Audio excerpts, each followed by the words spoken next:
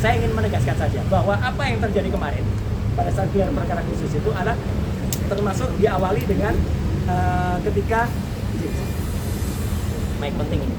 Nah, termasuk ketika kami juga menyerahkan ya hasil research yang sudah diterima langsung ya oleh Pak di Reskrimum ya Pak Iman Imanuddin, yaitu kenapa kami melakukan analisis ijazah yang 99,9% palsu ya. Dan saat itu juga saya terangkan, jadi kami itu ya, saya, Dr. Rismon, Dr. Tifa itu mempresentasikan, dan pada saat presentasi tidak ada sanggahan apapun ya, itu detail banget soal mulai dari kausa prima kemudian sampai dengan ketika kami melakukan analisis kebohongan terhadap Andi Aswan yang dia hanya menggunakan postingan Dian Sandi, sampai dengan UGM yang ternyata hasilnya adalah logonya dirusak oleh Aswan, oleh siapa namanya, si Andi Aswan ya, ketika itu sebenarnya diposting oleh Dian Sandi.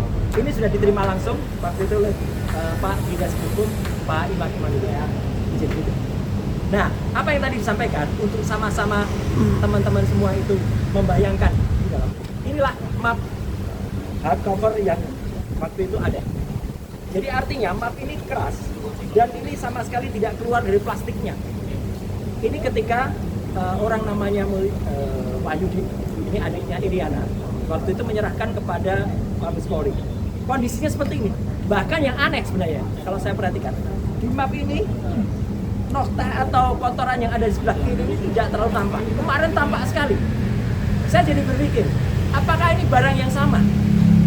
Jangan-jangan ada barang yang lain. Jangan-jangan sekali lagi. Karena di sini sama sekali nggak ada watermark, sama sekali nggak ada emboss. Kenapa? Karena waktu itu kita belum mempermasalahkan watermark, belum mempermasalahkan emboss.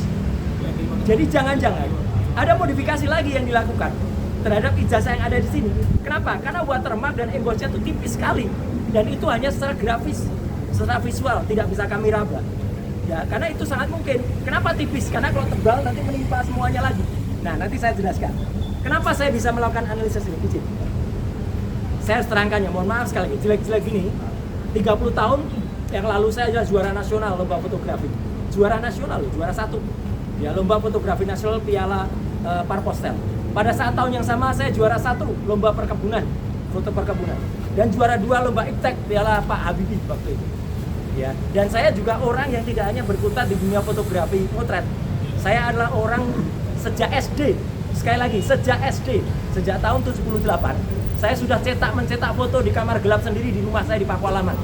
Jadi saya mengerti betul apa itu fixer, developer, kemudian pengembang dan lain sebagainya. Jadi foto itu bisa kita cetak sendiri, tapi kemudian hasilnya pun tergantung kualitas bahan kimianya. Saya menulis tulisan panjang di beberapa media bahwa kalau prosesnya tidak benar, maka foto itu usianya kurang dari 10 tahun itu sudah ada tanda-tanda dia menghilang gambarnya atau bluish atau blur ya, dan itu yang terjadi pada ijazah ini yang kemarin kita lihat seperti ini. Fotonya sangat jelas, sangat tajam. Sekali lagi saya pastikan 99% tidak mungkin foto ini dibuat 40 tahun yang lalu, cetakan ini dibuat 40 tahun yang lalu. Kalau cetakannya dibuat kira-kira baru sekitar 10-15 tahun yang lalu mungkin, karena sangat kontras, sangat kontras. Tidak mungkin foto sangat kontras ini. Apalagi dulu di Jogja hanya ada beberapa studio foto profesional yang saya sebutkan dalam tulisan panjang saya. Ada Star, ada Huasin, ada Likong, ada Arta Duta, Joni Hendarta, Heri Gunawan dan sebagainya. Kita sebagai mahasiswa nggak kuat untuk nyetak di situ. Kita nyetaknya di gerobak-gerobak cetak pinggir jalan dengan lampu petromak. Itu tahun 85. Iya, dan mahasiswa yang nyetak di sana biasanya nyetak pas fotonya pada saat itu jadi, tapi lihat 10 tahun, 20 tahun lagi, pas fotonya hilang, sudah memburam. Ijazahnya Bang Resmon saja, yang kira-kira usianya baru 20 tahunan aja, gambarnya sudah memudar, sudah nggak kelihatan lagi itu Resmon atau tidak. Ya, jadi di sini kelihatan benar bahwa ini sangat tidak mungkin. Dan apa yang tadi dikatakan kelihatan emboss dan juga watermark, itu hanya secara grafis. Watermark itu kalau dia ijazah benar, dia sangat tajam seperti ini, Pak. Nah, ini ijazah bener ini. Watermarknya nampak betul. Embossnya pun juga nampak betul dan bisa diraba. Bagaimana kita bisa meraba kemarin ya? Ijazah itu ada dalam stok map dan ada plastiknya. Sekali lagi tidak bisa dikeluarkan atau tidak boleh dikeluarkan. Kalau dikeluarkan kita bisa intip. ketebalannya kira-kira berapa itu kita bisa intip karena harusnya tebal, tidak setipis itu ya teman-teman. Dan kemarin ada yang aneh, bagaimana bisa Polda Metro memastikan dua ijazah ini identik. Ini dari versi Mabes Polri pada tanggal 22 Mei. Ini pada tanggal kemarin di Polda Metro kira-kira berapa? Coba lihat mana yang identik. Ini dikatakan identik. Yang satu saja sudah jelas, satu terlipat hitam putih dan proporsif. Kalau ini malah logonya proporsif segi 5. Kalau ini logonya pating pletot, ya artinya logonya tidak benar karena ini hasil ditarik-tarik. Jadi itu jelas ya, secara teknis saya tetap mengatakan, dan itu langsung saya seperti Bang Rostam ketika lihat itu saya langsung lihat 99,9% palsu. Ya, tetap satu sangat kontras, kedua watermark tidak bisa kelihatan ya secara jelas ya. Ada tipis-tipis tapi itu kayaknya hasil reprinting ulang. Kemudian emboss sama sekali nggak bisa dirasakan. Emboss itu harus dirasakan. Dan yang paling penting juga, ini bagian yang kedua. Ada kebohongan yang kemudian kemarin tampak.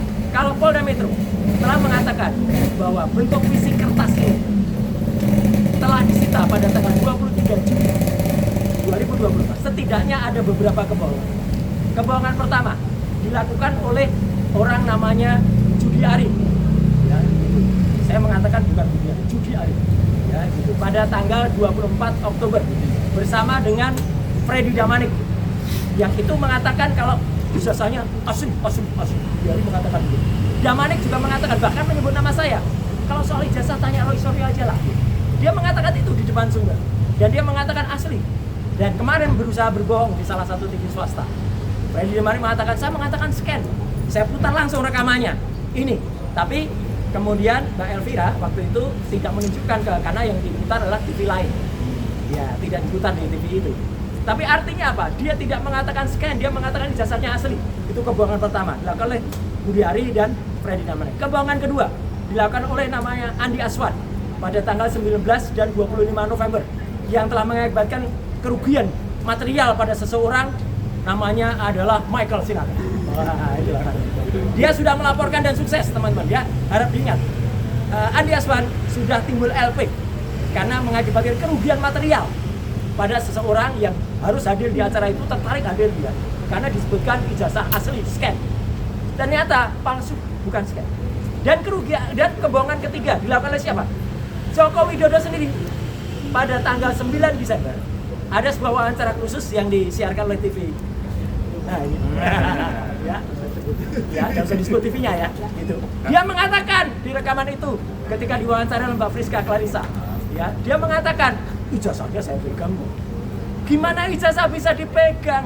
Semenjak 23 Juli sudah disita Polda Metro Jaya, dan dia mengatakan ijazah dipegang itu pada wawancara khusus eksklusif yang baru ditayangkan tanggal 9 Desember. Jadi setidaknya ada tiga pihak yang melakukan kebohongan pada tanggal 24 Oktober, pada tanggal 19 dan 25 November, dan pada tanggal 9 Desember. Ketika itu rumusnya. Jadi sekali lagi teman-teman semua, saya bisa pastikan sekali lagi 99,9% ijazah yang kemarin disampaikan pada gelar perkara khusus itu adalah palsu. Download Tribun X sekarang, menghadirkan lokal menjadi Indonesia.